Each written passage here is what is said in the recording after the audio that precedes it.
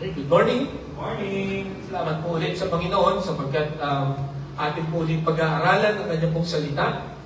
Atin pong titingnan kung ano po ang nais ng Panginoon na gawin po natin bilang mga mananampalataya, lalo na sa ating pong paghintay sa pagbabalik ng ating pong Panginoon. Ano po? So ngayon pong umaga, buksan po natin ang ating mga Bibles sa Acts chapter 2 verses 41 to 42. Acts chapter 2 verses 41 to 42. Sabay-sabay po natin itong basahin. Okay? Ready? Begin. Those who accepted this message were baptized, and about 3,000 were added to their number that day. They devoted themselves to the apostles' teaching and to fellowship, to the breaking of bread, and to prayer. The Lord bless the reading of His Word. Tayo po ay manalangin. Ang ina Diyos, salamat po sa mga tinuturo mo sa amin nito mga nagdaang linggo at sa amin pong pagbabalik tanaw sa tema ng CGBC ngayon pong taong ito. Nawa Panginoon ay muling maalala namin at muling ma-motivate kami na makibahagi sa inyo po Panginoong gawain. Maging involved kaming lahat sa paghanap ng mga naliligaw ng landas at sa inyo pong ituturo sa amin ngayon, tulungan mo kami na maging involved din dito, Panginoon, sa pamamagitan ng biyaya at lakas mo.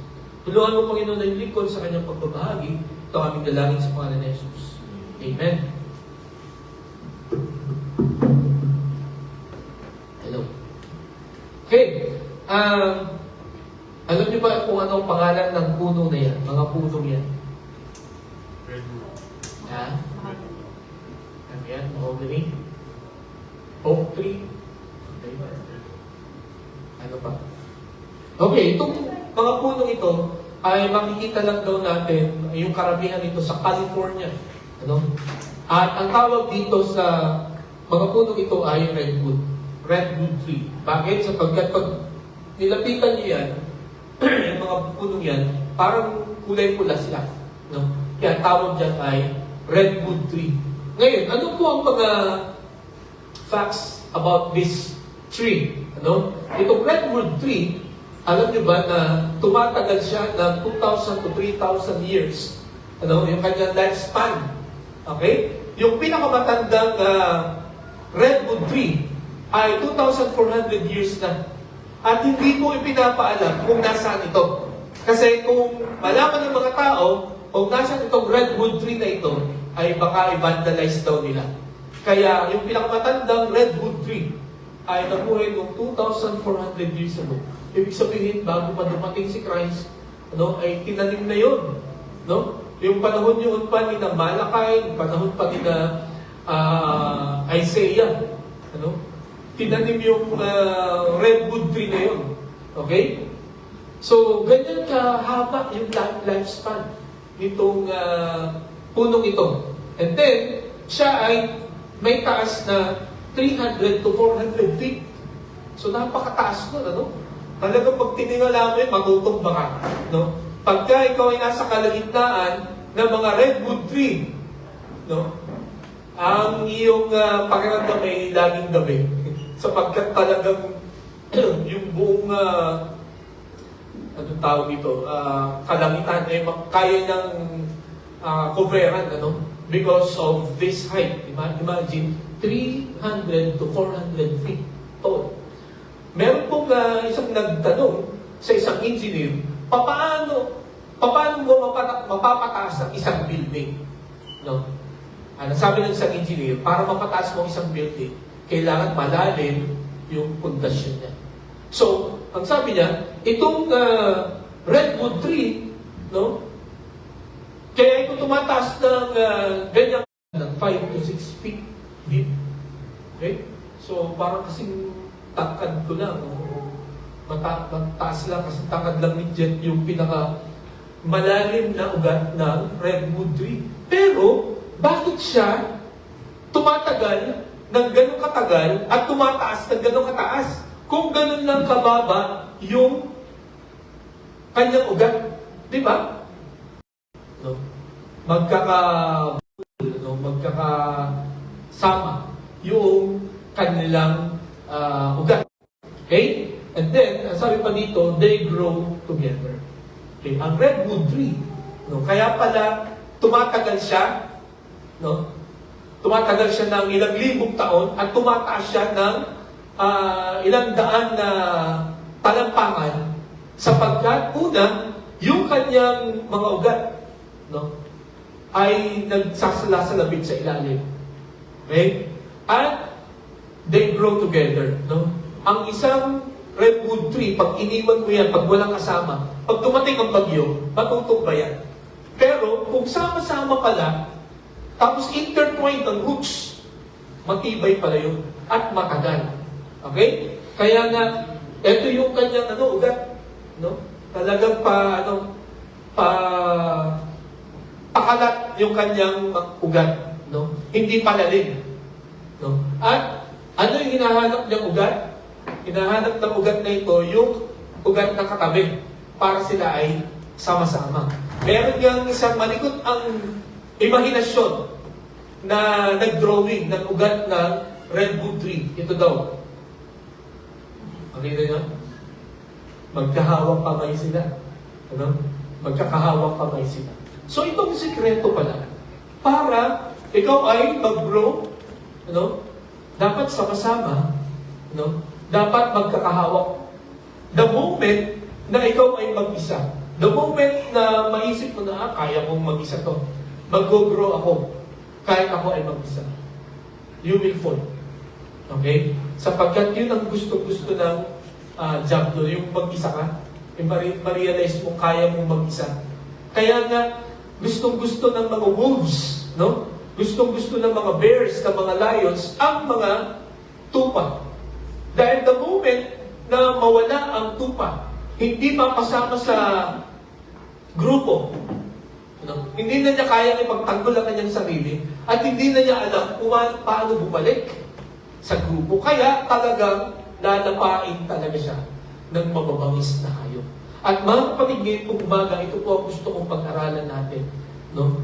Na napakahalaga sa ating pong pananampalataya, sa ating pagsunod sa Panginoon, that we will always go together. No? That we will always come together to strengthen one another. Okay? As I said, ngayon pong June, ay ating pong nire-review itong ating annual theme. Itong tema natin ngayong taong ito.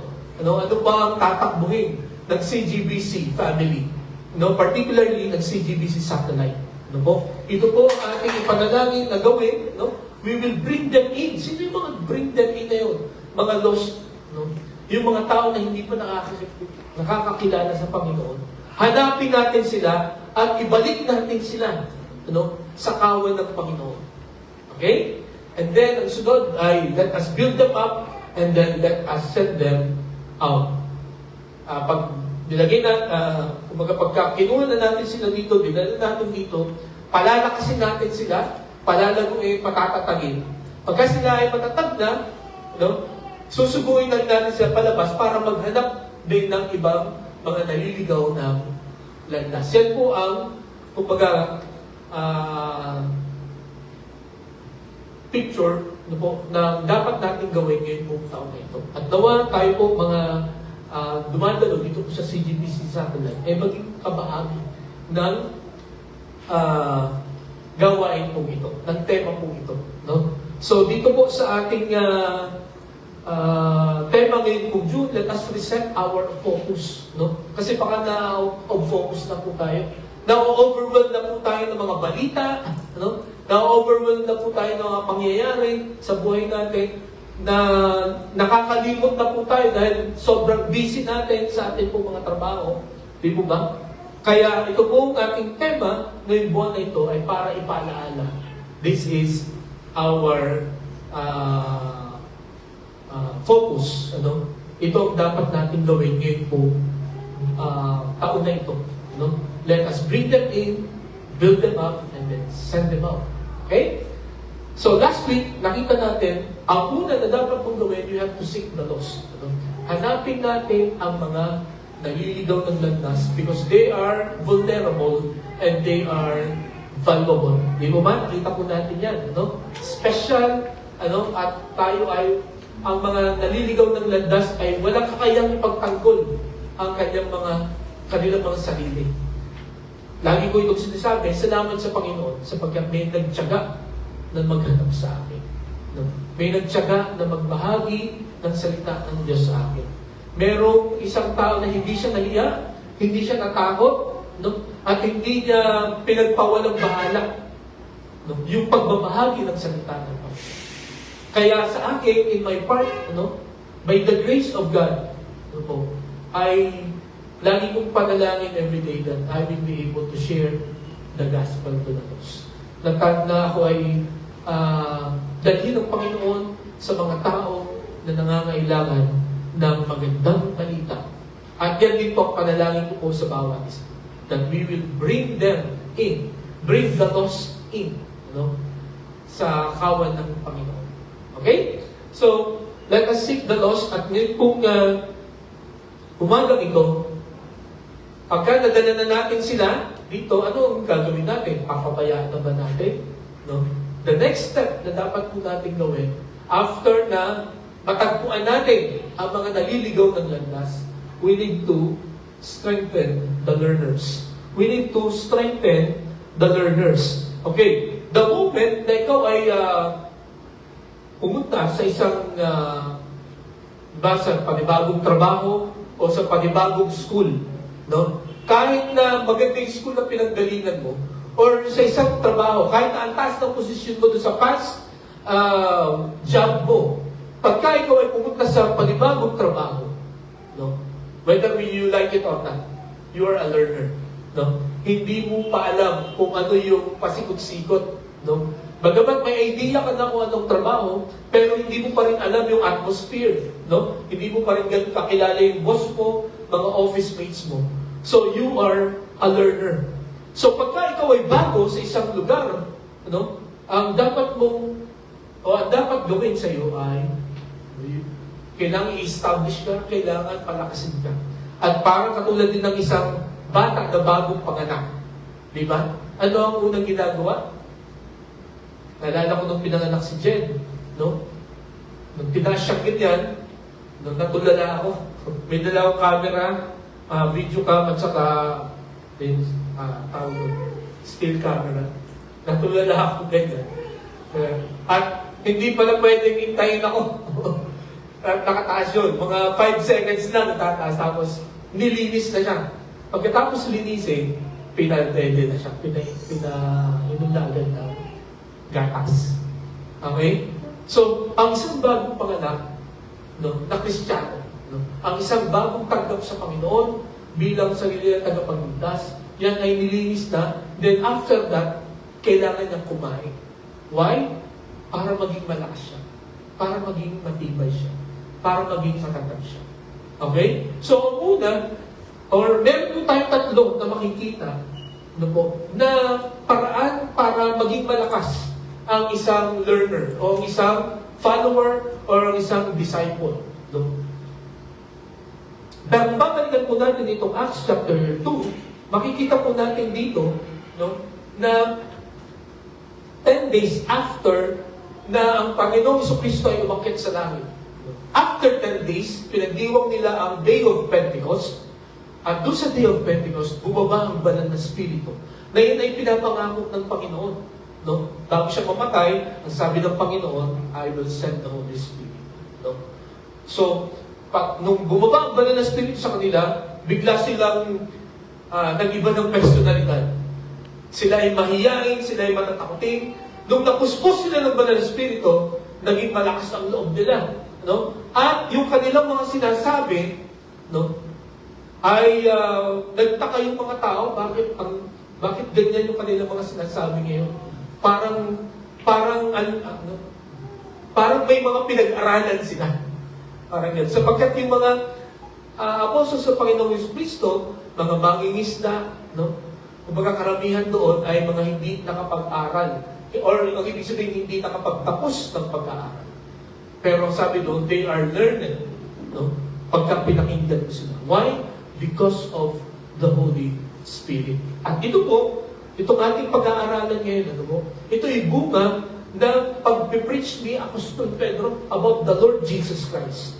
Okay? At dito po sa mensahe niya, makikita natin yung naging resulta ng kanyang pagbabahagi ng magandang balita. No? At sa pamagitan po nito, makikita natin kung paano mapapalakas, no, ang isang tao na nakakilala sa Panginoon.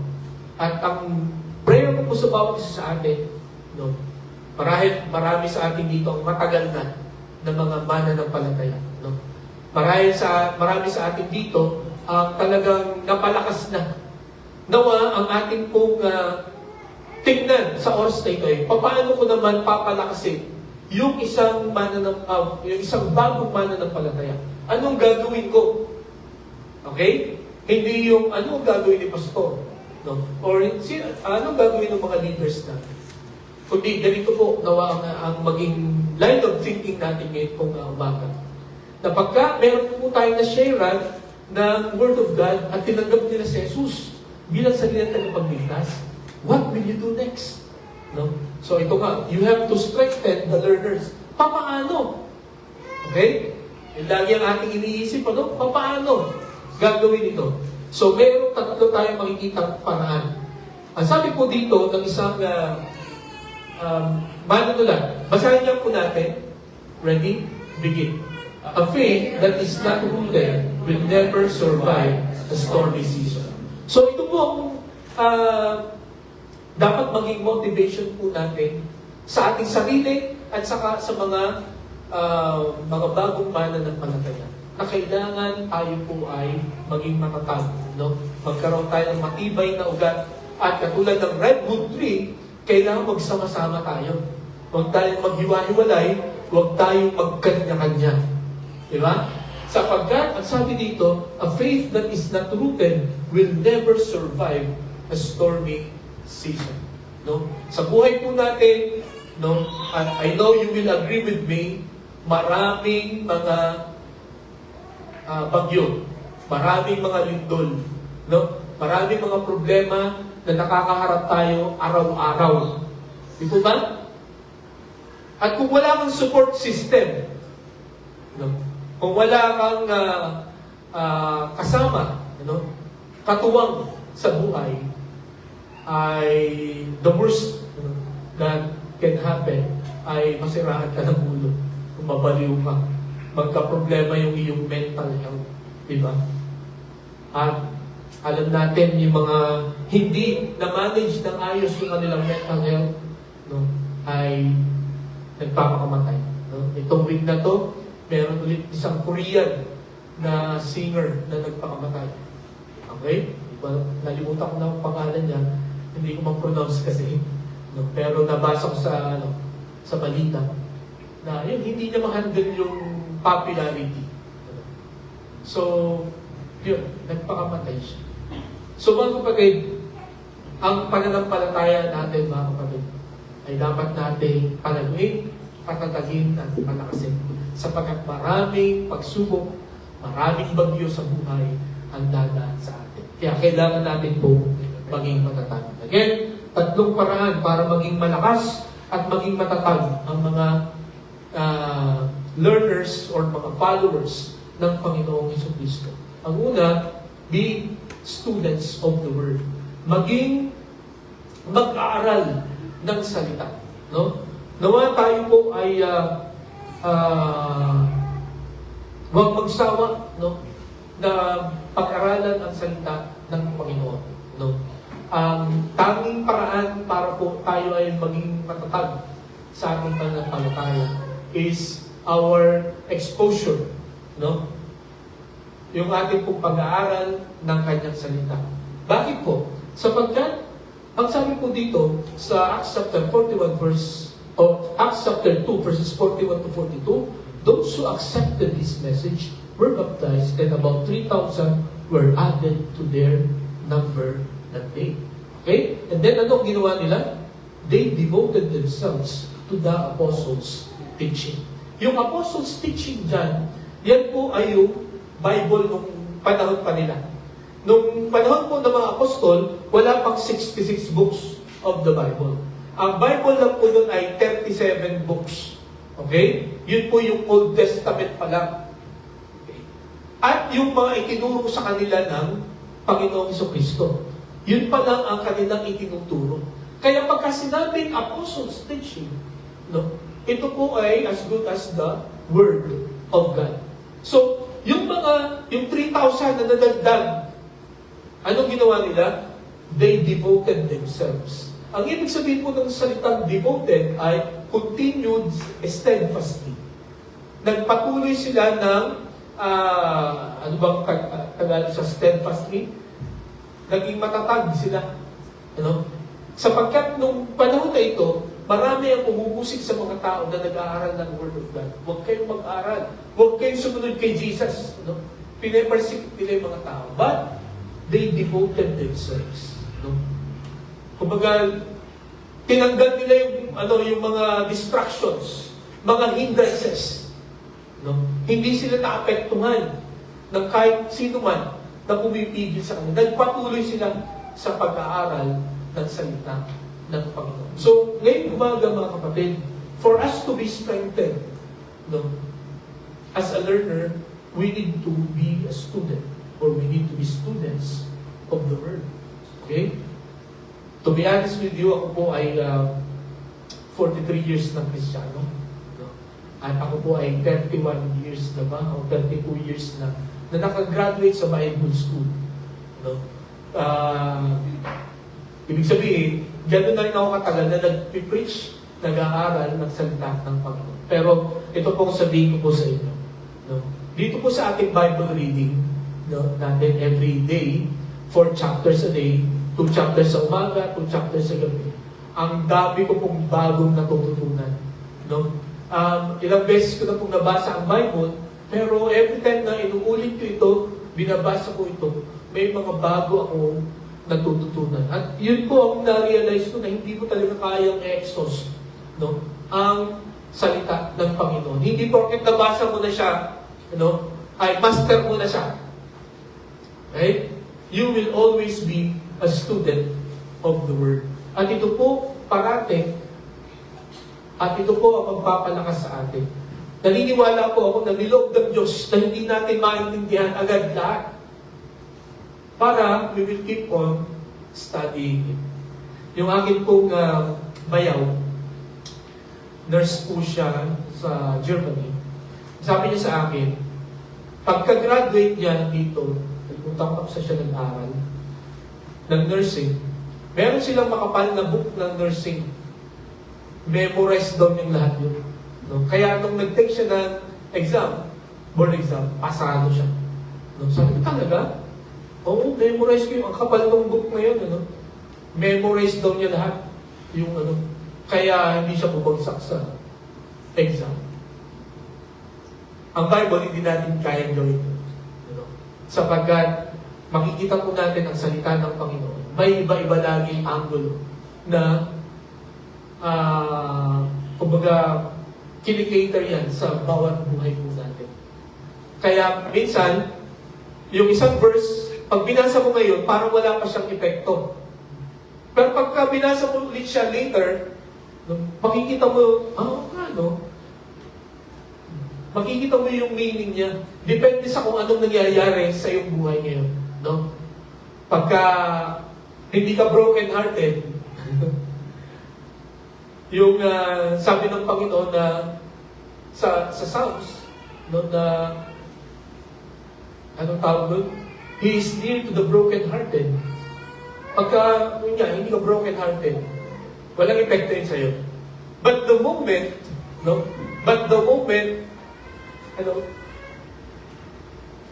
moment na ikaw ay ma-broken-hearted, ano po? Makikita po natin na magiging akma sa atin po yung salita ng Panginoon. Welcome, Dayan. Okay. Taga Mindoro rin to, si Dayan. Okay, so, Yun po ang una na dapat po natin gawin. For us to be strengthened, we need to be a student of the Word. No? Dapat atin pong pinag-aaralan ito. Paano ba natin ito pag-aaralan? Yeah, we have to know the Word. No? Kailangan alamin po natin. No? Basahin po natin, no? Ang salita ng Panginoon. Bakit po? Ang sabi sa 1 Peter chapter 2 verse 2, basahin niya po natin. Ready? Begin. Like a newborn babies, crave pure spiritual milk, so that by it you may grow up in your salvation. So, ang tinutukoy po dito ni Apostol Pedro na pure spiritual milk is the Word of God. Itrato natin na itong salita ng Diyos ay purong spiritual na gatas. Bakit? Sapagkat yun nga, para tayong bagong ipinanganak nung tinanggap natin si Jesus bilang sarili natin tagapagligtas, na born again tayo. Nung tayo po ay pinanganak na muli. So para tayo ay bagong panganak na bata. At parang lumakas ang bagong panganak na bata. Di ba ang binibigay natin ay milk? No?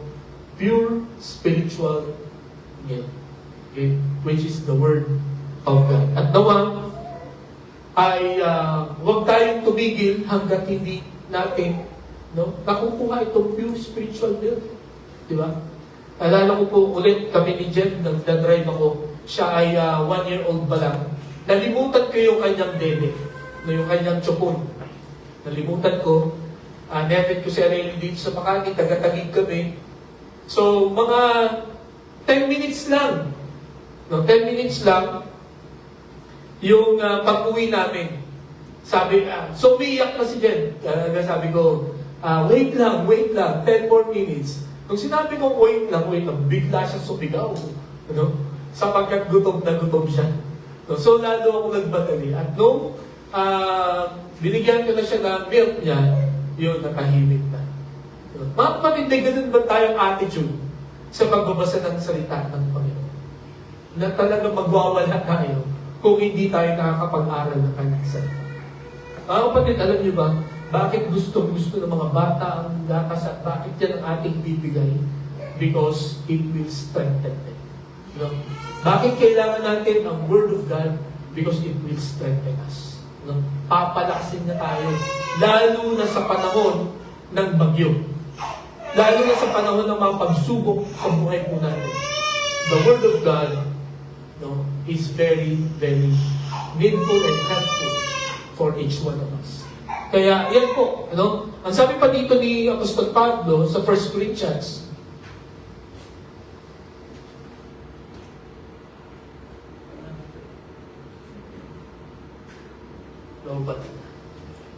okay.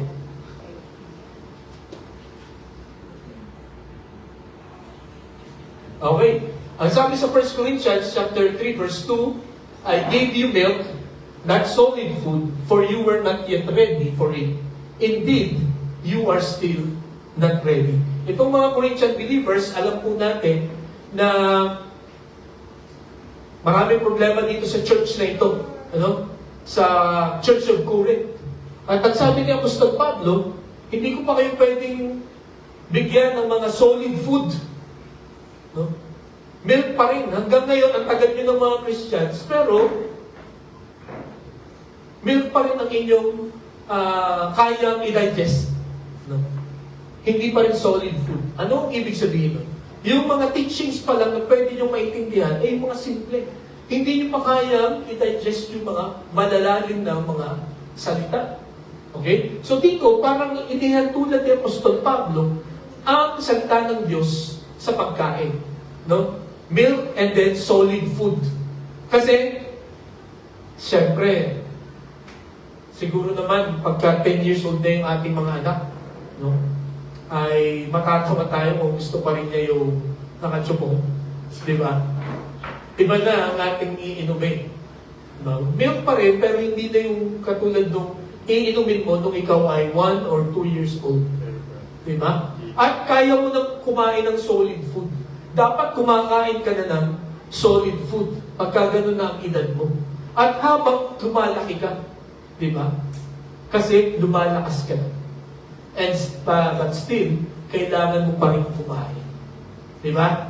Habang tayo ay umiidad, no? Lalo na sa ating pong pananampalataya, hindi pwedeng sabihin natin na, oh, malaki na ako, hindi na ako makakain.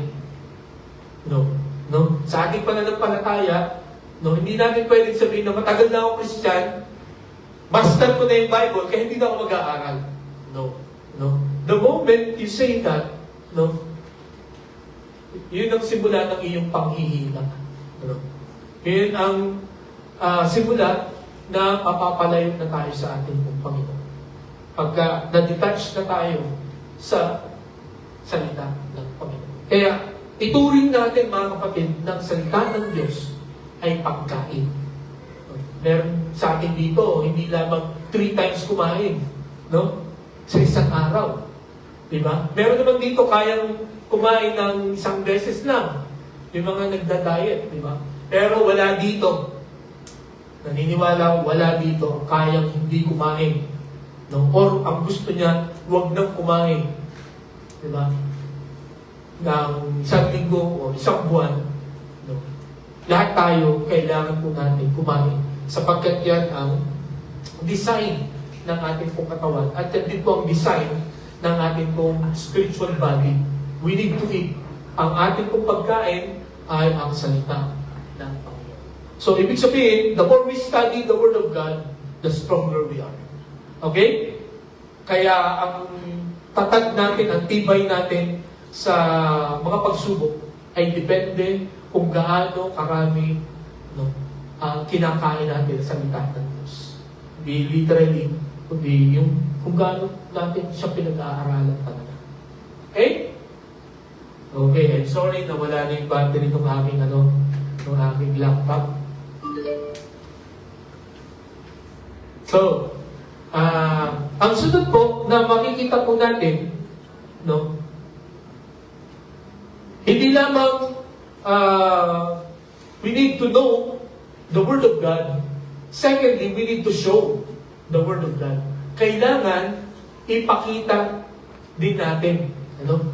Dapat ipakita natin kung ano yung ating pinag-aaralan. Ang sabi po sa Matthew chapter 7, verses 24 to 27. Kung may Bible po kayo, ay inyo pong pakibuksan. Ano? Matthew chapter 7, verses 24 to 27. Ito po ang conclusion ng Panginoon sa kanyang Sermon on the Mount. No? Ang sabi po dito, pakinggan niyo po ang aking babasahin. Therefore, everyone who hears these words of mine and puts them into practice is like a wise man who built his house on the rock. The rain came down, the streams rose, and the winds blew and beat against the house. Yet it did not fall, because it had its foundation on the rock. Verse 26, but everyone who hears these words of mine and does not put it or put them into practice is like a foolish man who built his house on the sand. The rain came down, the streams rose, and the winds blew and beat against that house, and it fell with a great crash. Okay, dito po, nasabi ng Panginoong Jesucristo, after niya mangaral, ano ba?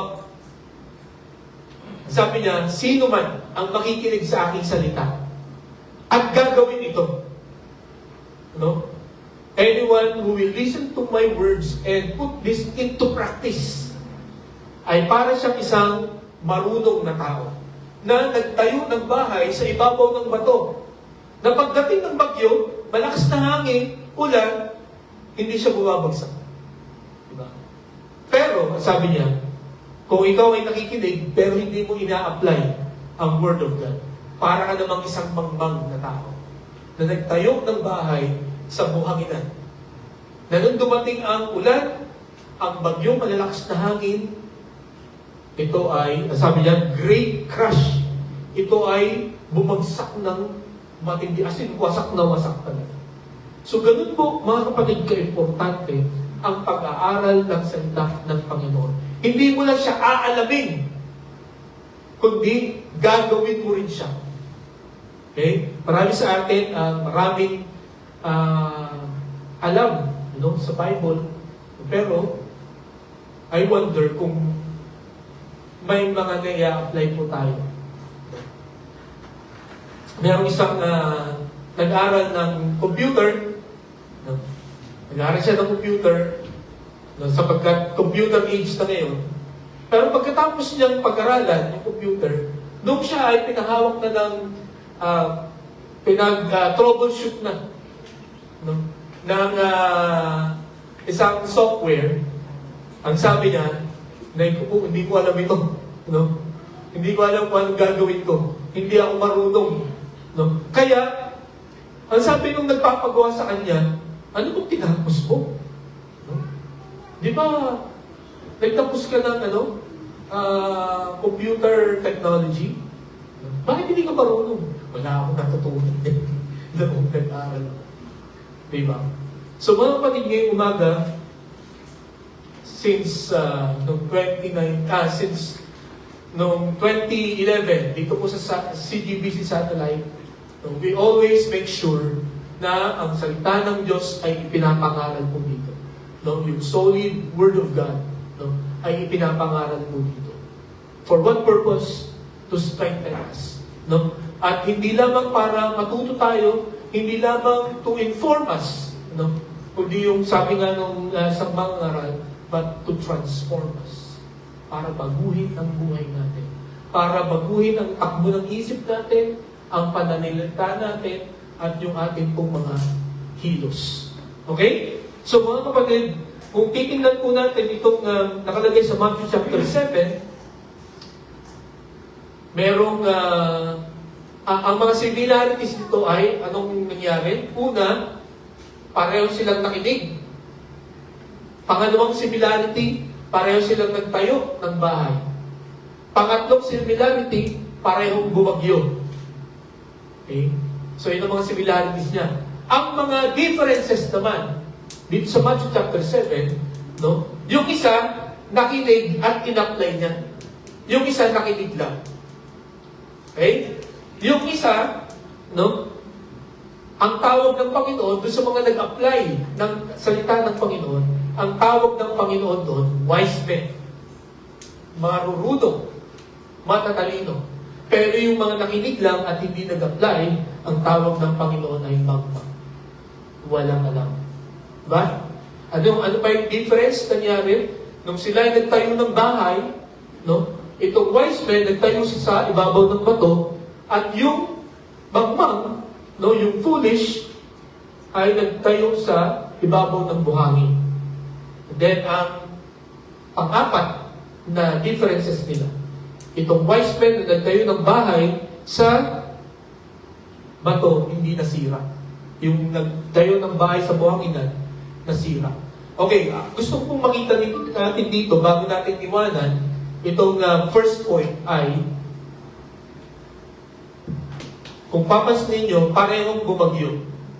So parang ang gusto sabihin ng Panginoon, normal na may bagyo sa buhay natin. No? At hindi porket sumusunod ka sa Panginoon, accepted ka sa bagyo. No, parehong makakaranas ng bagyo ang hindi sumusunod sa Panginoon at sumusunod sa Panginoon. But the difference is, you will remain standing if you are following the Lord. But if you are not following the Lord, if you are not applying His Word, I'm sorry to say, sabi dito, you will have a great crush. Babagsak ka talaga, yung sub-sub talaga. Yung sub-sub talaga na talagang wala ka nang pwedeng may pagmalaki. Kaya mga kapatid, ngayon umaga, napakahalaga, no, for us, no, to be strengthened. Para po tayo ay lumakas sa ating pananampalataya. We need to be a student of the Word. We need to know the Word and we need to show the Word. Ngayong umaga, sana itong ating gawain ito, no, ay hindi lamang pagkatapos nito, paglabas nyo dyan, nakalimutan nyo na kung ano yung inyong napakinggan. Nawa sa biyaya ng Panginoon ay inyong may sagawa kung ano man ang mensahe na ituturo sa atin ng Panginoon. Okay? So yun po ang una na makikita natin na paraan para maging malakas tayo, we need to be a student of the Word. Second po, we need to be spiritually attached to a community. We need to be spiritually attached to a community. Kailangan kasali tayo sa isang grupo. Katulad ng redwood tree. Di ba? Kahit mababa yung kanyang roots, kahit 6 feet lang ang roots niya, pero kaya niyang, anong tawag dito? Lumago, no? Tumaas ng hanggang 300 to 400 feet. At kaya niyang mabuhay ng 3,000 years itong redwood tree. Bakit? Sapagkat magkakasama silang lumalago. No? Lagi, hindi sila naghihiwa-hiwalay. No? Hindi lang sila basta magkakatabi na itinatanim, kundi yung kanilang mga ugat ay magkakapulupot. Di ba? So, ngayong umaga, mga kapatid, no, kung babalikan natin ito pong Acts chapter 2, verses 41 and 42. Ang sabi po dito, ang sabi dyan, they devoted themselves. No? Hindi some of them devoted themselves. No? Or one of them devoted himself. Kundi, sabi dito, they devoted themselves. Magkakasama sila na nagpatuloy, no, sa kanilang paglago. Ngayong umaga,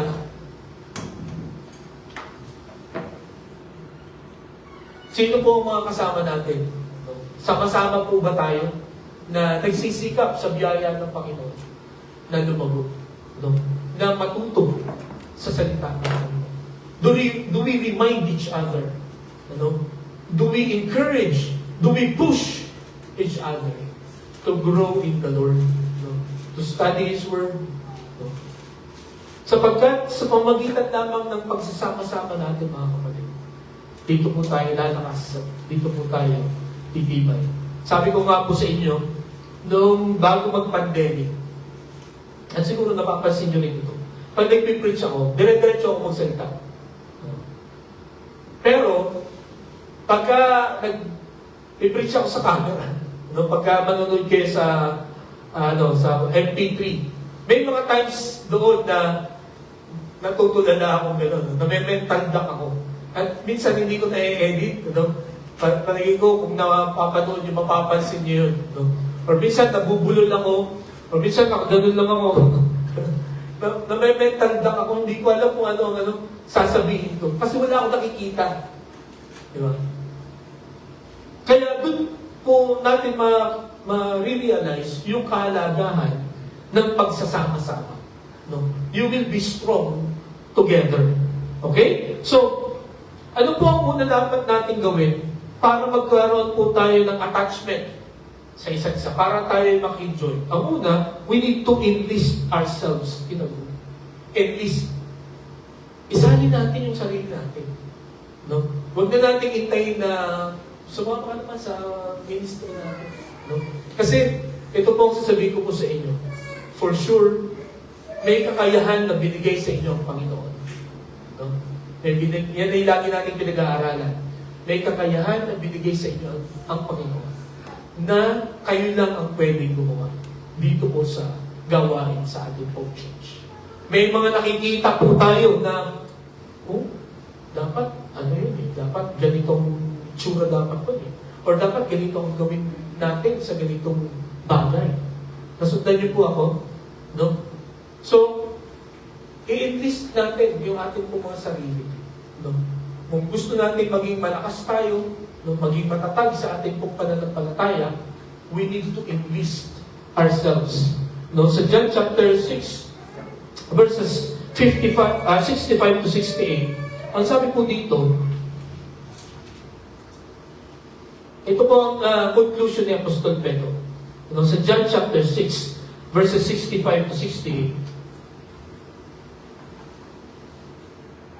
He went on to say, "This is why I told you that no one can come to me unless the Father has enabled them verse 66, from this time, many of his disciples turned back and no longer followed him. And then verse 67, you do not want to live too, do you? Jesus asked the 12. And then sa verse 68, Simon Peter answered him, Lord, whom shall we go? You have the words of eternal life. Nung nagturo na ang Panginoong Jesucristo ng mga parang malalim na mga mensahe, lahat ng mga sumusunod sa Kanya, hindi lang yung 12, no? Lahat ng mga sumusunod sa Kanya ay tumigil na sumunod sapagkat hindi na nila maintindihan yung sinasabi ng Panginoon. And then, nung makita ng Panginoon na unti-unting nag-aalisa na yung mga sumusunod sa Kanya, tinanong niya yung 12 apostles, kayo rin ba aalis? Lilipat din ba kayo? Ano sabi ni Pedro? Saan kami pupunta? No? Saan kami lilipat? You have the words of eternal life. Ano ang ibig niya sabihin? Natagpuan namin sa iyo yung kailangan namin. Kaya hindi kami lilipat. Diba? Kaya mga kapatid, ito po ang gusto kong makita natin. When we enlist ourselves in a particular group. For example, dito po sa CGBC satellite. No? Dito niyo po nakita, no? Ito po ang ginamit ng Panginoon para magbigay sa atin ng kaliwanagan. No? Ito po ang ginamit ng Panginoon para makita natin ng kaligtasan. Sana ang desisyon ni Pedro, ayun na rin ang maging desisyon natin. Where will we go? You have the words of life, of eternal life. Saan pa ako pupunta? Saan ako lilipat? Ano ang gusto ko puntahan? Dito nakita ko na ang magandang balita, ang kaligtasan. Kaya mga paningin pong umaga, if you want to be strong in your faith, as a learner, we need to be spiritually attached to a community. No? Isali natin yung ating mga sarili sa community. Huwag natin hayaan na taga-upo lang tayo. No? Huwag natin hayaan na yung madalas natin naririnig na maging Zimbabwe lang tayo. Alam niyo yung Zimbabwe. Di ba? Sana makibahagi tayo mga kapatid sa gawain ng Panginoon. Because that's the only way para po tayo ay maging matatag, no, sa ating pong pananampalataya. Ang mga redwood tree, kaya sila matatag. Because they're sharing their strength. No? The nutrients na nagbabahaginan sila. Okay? Kaya malakas sila. No? At naghahawakan sila. No? Kaya kung yung isa parang medyo nangihina, no? Ginawa ng Panginoon na itong redwood tree na ito, they supply each other's needs. Ganun din po tayo mga kapatid. Sana, kung sa oras na ito nangihina ka sa iyong pananampalataya, you have to come. Come to a community. Come to a church. Kasi ginagamit ito ng Panginoon to strengthen us. No? Maraming mga mananampalataya pagka nangihina, lalong lumalayo. Diba? Pupunta sa iba. Pero sabi nga ni Pedro, where will we go? Saan kami pupunta? Nasa iyo ang salita ng buhay na banal. Okay? So, we need to enlist. Ang pangalawa, we need to engage. Ano? Let us engage ourselves in a mission. Ano? Sumali tayo, makibahagi tayo, ano? Maging participants po tayo sa mission ng community na yun or ng church na yun. Ang sabi sa verse 42 ng Acts chapter 2, ang sabi niya, they devoted themselves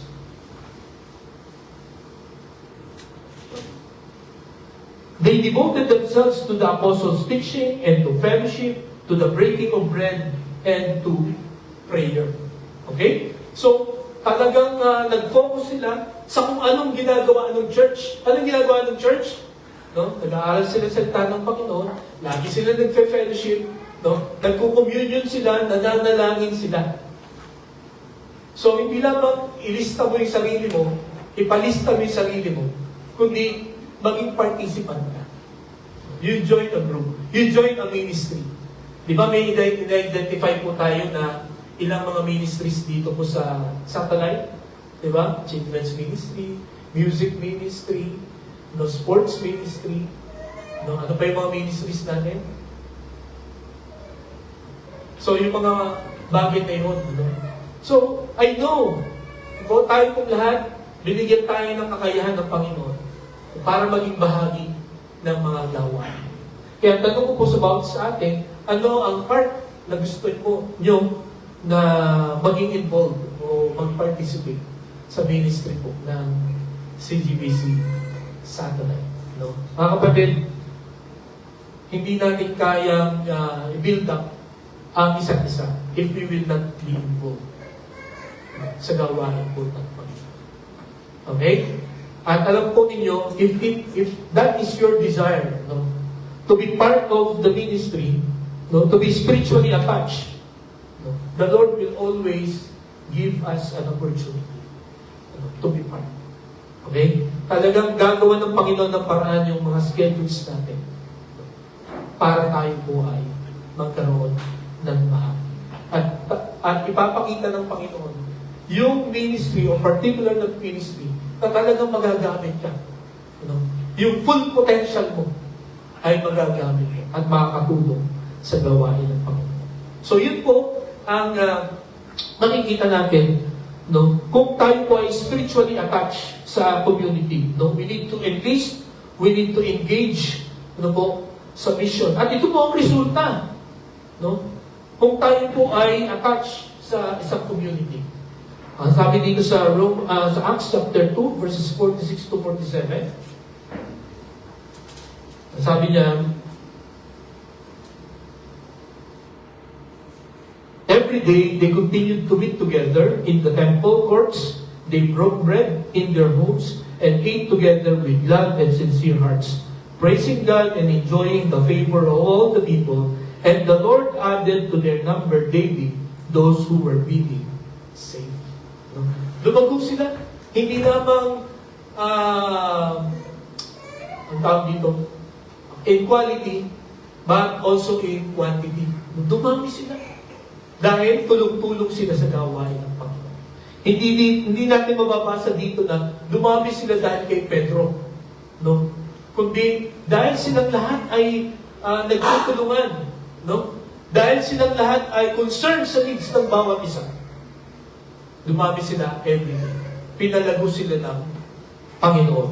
Kaya makikita po natin, mga kapatid, na napakahalaga ang pangalawang bahagi na ito. Be spiritually attached to a community. No? Ang sabi pa sa Acts chapter 6 verse 7, so the word of God spread. The number of disciples in Jerusalem increased rapidly, and a large number of priests became obedient to the faith. No? Dahil sa pangangaral ng salita ng Panginoon, hindi lamang ni Pedro, no, kundi lahat ng mga mananampalataya. No? Lahat ng mga sumunod sa Panginoon ay dumami. At sabi doon, rapidly, ang bilis ng kanilang pagdaan. Eh, totoo naman po yan. No? Diba sa walis, no, walis ting-ting, pag isa lang, o kaya kahit 5 piraso lang, ang nagwawalis. Di ba? Kunti lang yung mawawalis mo eh. Pero subukan mo yung 100, bungkusin mo, no? Di ba mas malawak, mas marami kang mawawalis pag sama-sama tayo. Kaya mga kapatid, ngayon pong umagang ito, nawa ito po ang makuha natin, no? Maging take away natin. No? I will enlist myself and I will engage myself, no, sa ministry ng ating pong Panginoon. Sapagkat ito po ay proven result. Pag sama-sama po tayong kumilos, there will be an increase. Okay? So, yun po ang pangalawa na paraan para mapalakas tayo. Unang, be students of the Word. Second, be spiritually attached to a community. And then, ang pangatlo at ang panghuli, be steadfast in your training. No? Be steadfast in your training. Maging matibay ka, matatag ka sa iyong training. Ano yung training dito? Okay? Kung babalikan ulit natin ang 1 Corinthians chapter 2, verse 42. Ayan, verse 42. Ang sabi dyan, they devoted themselves to the apostles' teaching and to fellowship, to breaking of bread, and to prayer. Ano yung training dito? Alam niyo mga kapatid, kung tayo po ay pupunta lang dito sa church, makikinig, pag uwi natin sa bahay, wala na po tayong gagawin. Manghihina pa rin po tayo. Para bang ganito yan? Kung tayo ay kakain lang tuwing Sunday, no? Pupunta tayo sa pesta, no? Yung pesta ang kainan pag Sunday. Pero from Monday to Saturday, hindi ka kakain, ano ang mangyayari sa mga katawan natin. Di ba? Baka mapaga ang ating pamamaalam. Di po ba? Pero kailangan meron tayong training sa ating po mga sarili. To keep us going, to keep us strong. No? At sabi dito, they devoted themselves to the teaching of the apostles. So, una, na training. I-train mo ang iyong sarili. No? Ay kung paano mo pag-aaralan ang salita ng Diyos. Okay? Marahil ang problema natin, saan ba ako magsisimula? Paano ba ako mag-aaral? Di ba? Paano kung hindi ko maintindihan yung aking binabasa? Sino ang tatanungin ko? Ang sabi po sa Psalm 119, verses 9 to 11, pinag-aralan namin ito ni Yuri sa aming baptismal class. No? Napakahalaga na atin pong pag-aralan ng salita ng Panginoon sapagkat, ang sabi dito po, sa Psalm 119, verses 9 to 11, how can a young person stay in the path of purity? By living according to your word. I seek you with all my heart. Do not let me stray from your commands. I have hidden your word in my heart that I might not sin against you. So mga kapatid, ito palang pag-aaral natin ng salita ng Diyos, it will protect us against sin. No? Kung may kasalanan tayo sa umagang ito, na para bang lagi tayong natatalo, no? Lagi tayong bumabagsak. For us to overcome those sins, ang sabi ni King David, keep God's word in your heart. No? Sundin mo ito.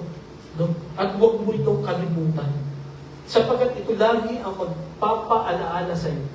No? Ito lagi ang magsasabi sa iyo na mali yung iyong gagawin, mali yung iyong pinaplano. No? Mapapahamak ka pagka itinuloy mo yan. Diba? So ito yung dapat i-train natin sa ating pong mga sarili. That we need to be steadfast in this training. No? Basahin natin, alamin natin ano ba sinasabi ng Panginoon. Ano bang gustong ipagawa sa akin ng Panginoon today? Ano bang gusto ng Panginoon na ipaiwas sa akin today? Paano ba mapapaglabanan itong mga temptations na nakakasalubong ko every day?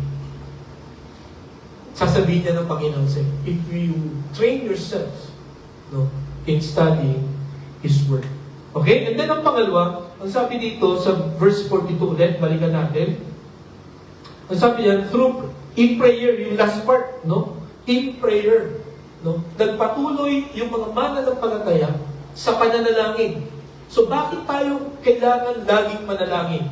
Ang sabi ng Panginoong Jesucristo sa Matthew chapter 26, verse 41,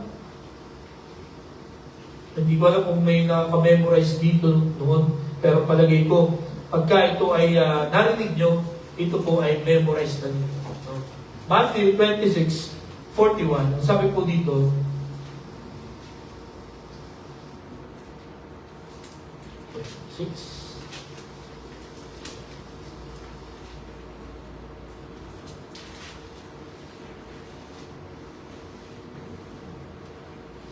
okay, sabi dito, watch and pray so that you will not fall into temptation. The spirit is willing, but the flesh is weak. You watch and pray so that you will not fall into temptation. No? Magbantay ka. No? At ikaw ay manalangin para hindi ka bumagsak sa tukso. Okay? So, gaano ba tayo ka-prayerful sa ating pong buhay? Gaano karaming tukso na kasalamuhan natin every day? Alam niyo po ba, pwede natin pagtagumpayan yan? Paano? We need to watch and pray. Bantayan natin. Kailan ka ba natutukso? Ano? Saan ka ba pumupunta? Ano ba ang sitwasyon mo pagka dumadating yung temptation na yun? Di ba? Ipapakita ng Panginoon din. And then you ask the Lord to help you. And the Lord will help you. No? Itong mga apostles na sinabihan ng Panginoon na manalangin kayo kahit isang oras lang. No? Para hindi kayo matukso, para hindi kayo bumagsak sa tukso. Eh hindi nila kaya manalangin. Natulog sila. Kaya nung panahon na hinuli ang Panginoong Kristo, anong ginawa nila? Nagtakbuhan silang lahat. Iniwanan nila ang Panginoon. Diba? So, ganun din po tayo mga kapatid. Alam niyo ba, kung hindi tayo nananalangin, iiwanan natin ang Panginoon. Sa panahon ng pagsubok, sa panahon ng mga problema. Yun ang ating magiging tendency. But if we keep on praying, kung tayo po ay laging connected sa Panginoon, mahirap man ang pagdaanan natin, we will remain in the Lord. So, at sa ating pong pananatili, the Lord will strengthen us. Diba? So, yun po ang pangalawa, they devoted themselves in prayer. And then ang pangatlo, they devoted themselves in fellowship. Diba? Kung babalikan po natin ang Acts chapter 2, verse 42, nanatili sila sa fellowship. Bakit kailangan manatili sa fellowship? Ito po ay very familiar na verse na atin pong laging nababasa po sa Hebrews chapter 10, verses 24 to 25. Ang sabi po dito ng writer ng Hebrews,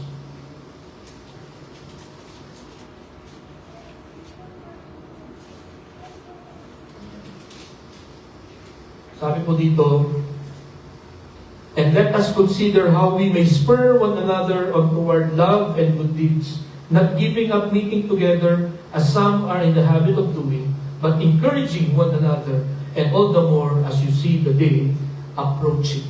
Sabi dito, huwag natin kalimutan ang pagtitipon, katulad ng ugali ng iba. No? Kung sa halip, no, lagi tayong pumunta to encourage one another. As I've said kanina, if you are discouraged right now, keep on going to church. Kasi, paring hindi lahat, pero may hihipuin ng Diyos. No? Sa kasama that will encourage you. No? May gagamitin siya na pagka narinig mo yung kanyang salita, parang mabubuhay ka ulit. No? Magkakaroon ka ng pag-asa. Sisigla ka ulit. Diba? Kaysa kung magbubok mo ka sa inyong bahay, diba? Kung ano-ano ang maiisip natin. At yun yan, gaya sabi ko sa inyo kanina, when you decide to stay alone, no, at isipin mo na lang na kaya ko naman kahit wala sila. Number one kung ano yan, paborito na anong tawag dito? Paboritong gawain ng job na puntahan, no, atakihin yung mga tao na gusto lang lagi mag-isa. At kahit naman dito sa atin, di ba, lalo na sa gabi, di ba mas delikado pag naglalakad ka ng mag-isa sa dilim. No? Kailangan may kasama ka parate to be safe. Di ba? Kaya mga kapatid, ang sabi po dito sa Hebrews chapter 10, para makaiwas tayo sa discouragement, makaiwas tayo sa kasalanan, we need to come to church. You know? Lagi tayong pumunta sa mga pagtitipon para ma-encourage tayo. At for example, meron tayong nakita, kung hindi man ikaw, may nakita ka na discourage, kasama mo. Pwede kang gamitin ng Panginoon to encourage that person. Hindi mo alam kung ano ang pwedeng gawin ng Panginoon sa mga salita mo na bibitawan. Laging kinikwento ito ni Pastor Nonoy. Siguro kilala niyo si Pastor Nonoy. Nung kami ay first year sa seminary, ang sabi ko sa kanya, ikaw ba talaga ay desididong magpastor? Sabi ko sa kanya. Parang sabi niya, ngayon lang ako nakarinig ng tao na nagsabi sa akin, na seryoso ko ba talaga, magpapastor ko ba talaga. Na sinabi ko daw yun, na hindi naman ko siya pinutuya. No? Kundi, para malaman niya lang. No? Para maisip niya kung talagang yung desisyon niya magpastor ay totoo. At sabi niya, pagka nakausap niyo siya, hindi na daw niya malimutan yung sinabi ko na yun na seryoso ko ba talaga magpapastor ka. Kasi pagkatapos ng first year niya, lumabas siya sa seminar. Pero dahil sa hindi daw niya malimutan yung sinabi ko yun, after 1 year yata or 2, bumalik ulit siya. At yung tinuloy na niya, yung kanyang pagpapasto. No? So imagine, hindi ko na naalala yun, yung na sinabi ko yun. Pero I believe God used that word to remind him of his calling. No? Salamat sa Panginoon, yun niya. Siya po ay kamanggagawa. No? Kasamahan na po natin. At kung kayo po ay sasama sa halapan, makikita niyo si Pastor Toto. Okay? So, again, mga kapatid, ang dahilan bakit tayo pinagsasama-sama ng Panginoon, hindi lamang para may mapuntahan kayo tuwing Sunday. Ano? Hindi lamang para pampadami ng attendance. But mainly to encourage one another. To protect, to strengthen one another. So ito ang purpose ng fellowship. And then ang panghuli, makikita po natin dito, yung they continued in breaking of bread. No? Or yung communion, or yung Lord's Supper. Ano ang significance nito? Tingnan niyo po, balikan natin ang 1 Corinthians chapter 11, verse 26. Anong sabi dito ni Apostol Pablo? For whenever you eat this bread and drink this cup, ano sabi dyan? You proclaim the Lord's death until He comes. So, ang ibig sabihin pala, no, at ito'y lagi natin pinag-aaralan, yung communion, no, yung breaking of bread, no, yung pag-drink natin ng cup, ito pala ay pinoproclaim natin ang kaligtasan, ang magandang balita. No? Sabi niya, you proclaim the Lord's death until He comes. Okay? So, ito po ay in relation sa ating pong pagbabahagi ng salita ng Panginoon. Ang pagpaparticipate po natin sa Lord's table ay symbolism din po ng ating pagbabahagi ng gospel. Okay? So itong apat na ito na nakita natin, na dapat i-train natin ang ating mga sarili sa pagbabasa ng salita ng Diyos, sa pananalangin, sa pag-attend sa fellowship, at pagbabahagi ng kanyang salita, ay dapat po, no, na tayo ay maging matatag. Sana, kahit pagod na tayo sa trabaho, sana may time pa rin tayo sa Panginoon. Yung isa ko pong binabible study, sabi niya, so, kahit pagod na ako, talagang nagbabasa ako kahit 2 verses lang. No? At ayokong umabsent. Kasi, pag umabsent ako, no, at sinabi kong pagod ako, sigurado gagamitin ng job yun the following day. Sabi niya, oh, pwede ka naman umabsent ngayon. Pagod ka, matulog ka na lang.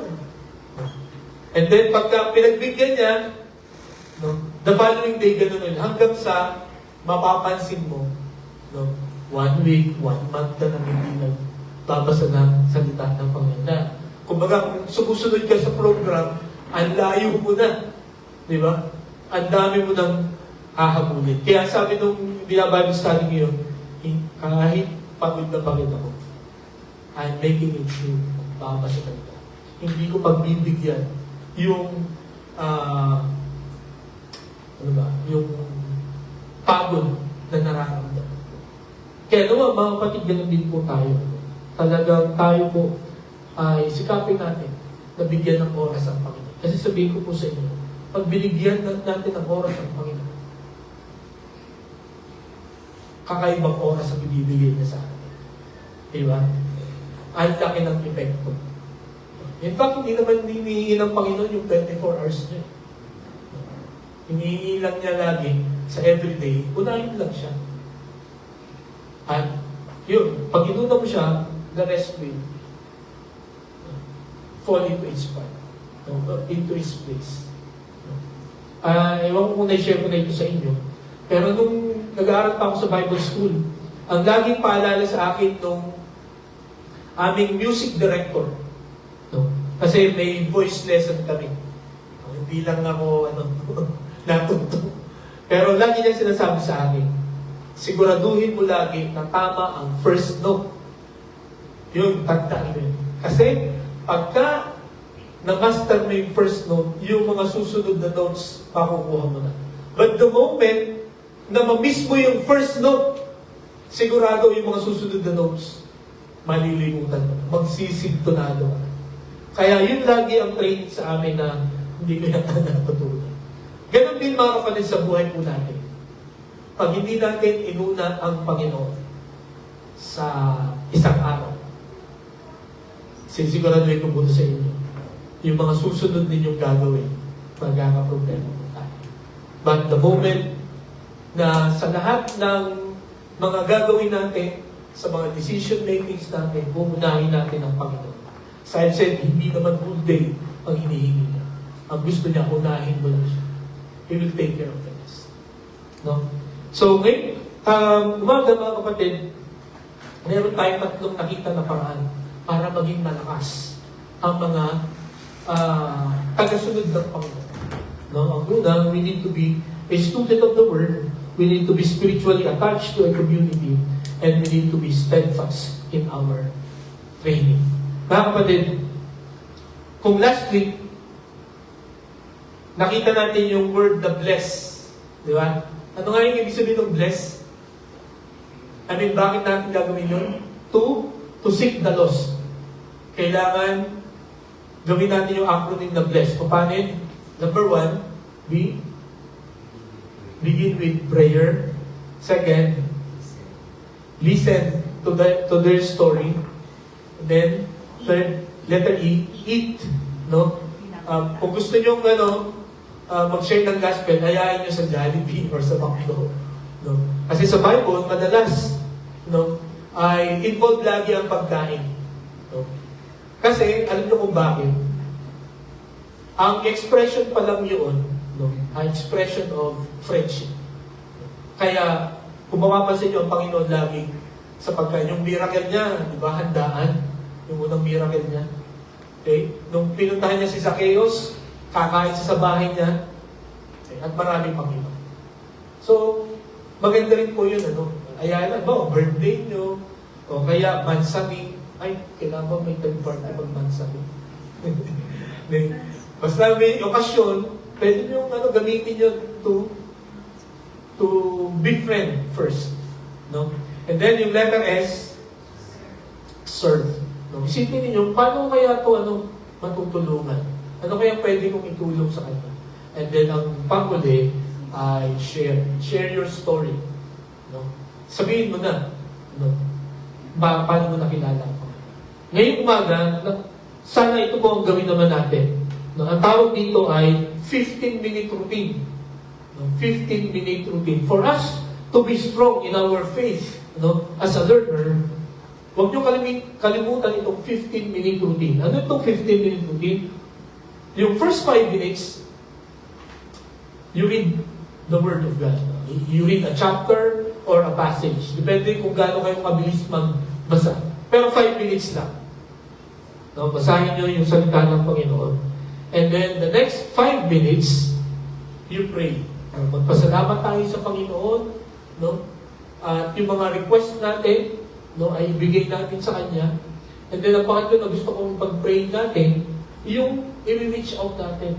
Pag-pray natin yung tao yun, Lord, sana ma-sharean ko siya ng gospel. So that's the second 5 minutes. And then the last 5 minutes is reflect. Ano yung ibig sabihin ng reflect? Doon sa binasa ninyo, ano yung isang bagay na pwede kong gawin ngayong araw na to? Buwan doon sa hindi necessarily yung buo na mga teachings ay iyong aaralin. Isa lang. Ano yung isang bagay na gusto ipagawa sa akin ng Panginoon?